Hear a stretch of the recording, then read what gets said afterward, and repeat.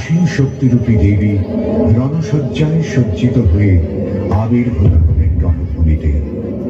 সমস্ত ত্রিলোক তাঁর এই আবির্ভাবে আলোড়িত হয়ে উঠল।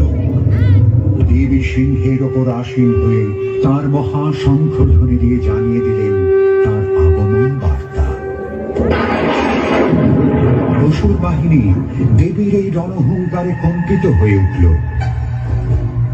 মহিষাসুরের প্রধান দুই সেনাপতি চিক্ষুর আর চামর, তারা দুজনে কয়েকজন অসুরকে সঙ্গে নিয়ে দেবীর দিকে ধেয়ে এলো তার অস্ত্রশস্ত্র নিয়ে।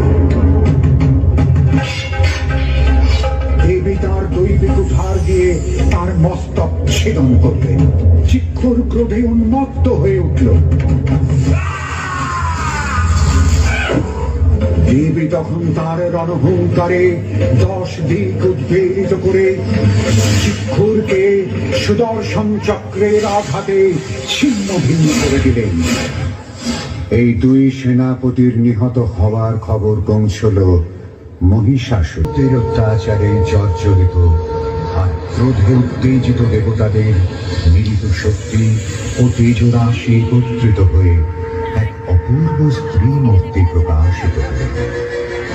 ব্রহ্মার রক্তবর্ণ জ্যোতিপুঞ্জ, মহেশ্বর শিবের রৌপ্যবর্ণ তেজরাশি, বিষ্ণুর নীলাভ শক্তিপুঞ্জ, নানা বর্ণমালায় সজ্জিত দেবরাজ ইন্দ্রের তেজরাশি, কুবের যম অগ্নি ও বরুণের সম্মিলিত জ্যোতিপুঞ্জ মিলিত হয়ে সৃষ্টি করল এক প্রচন্ড অগ্নিশিখা ও আলোকমালা।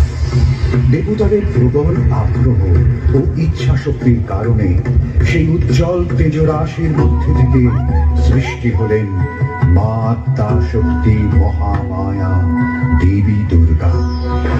দেবতার রূপ মহিমা বিস্মিত হয়ে গেলেন। তার গৌরবর্ণ মুখশ্রী, রক্তাভোষ্ঠ তাম্রবর্ণ করতলদয় দেবতাদের আনন্দে উদ্বেলিত করিল। স্বর্গীয় অলঙ্কারে অলঙ্কৃতা হয়ে দেবী দেখা দিলেন কখনো অষ্টাদশ ভুজারূপে, আবার কখনো বা সহস্র ভুজারূপে।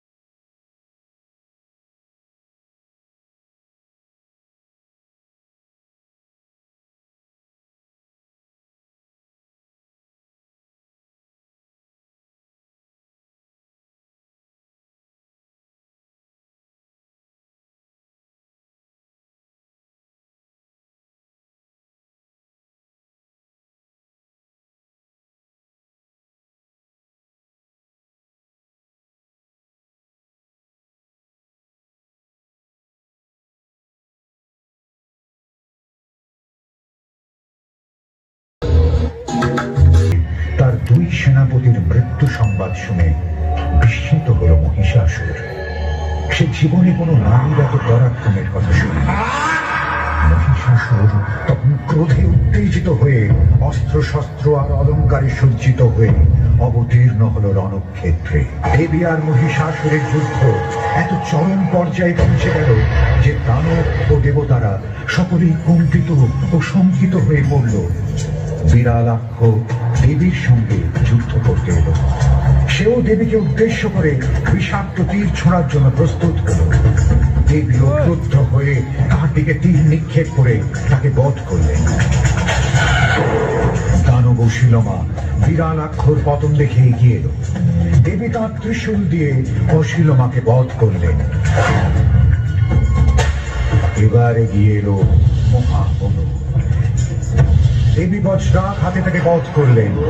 মহাঘন পাহাড়ের চূড়ার মতো ভূপতিত হল। মহিষাসুর তার অসুর বাহিনীর এই পরাজয়ে ও দেবীর পরাক্রমে বিস্মিত হয়ে গেল। দেবী সহসা গদা দিয়ে মহিষাসুরের বুকে আঘাত করলেন।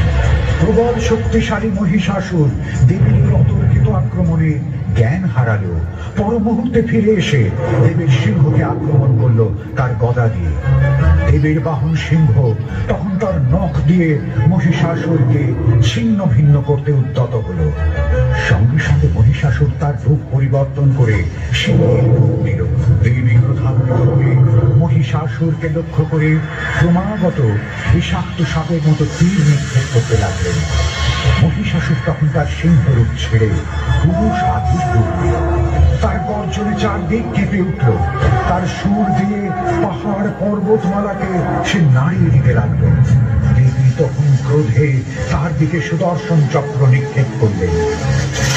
পরাজয় নিশ্চিত জেনে মহিষাসুর এবার তার আসল রূপ মহিষে ফিরে এসে দেবীকে আক্রমণ করলেন।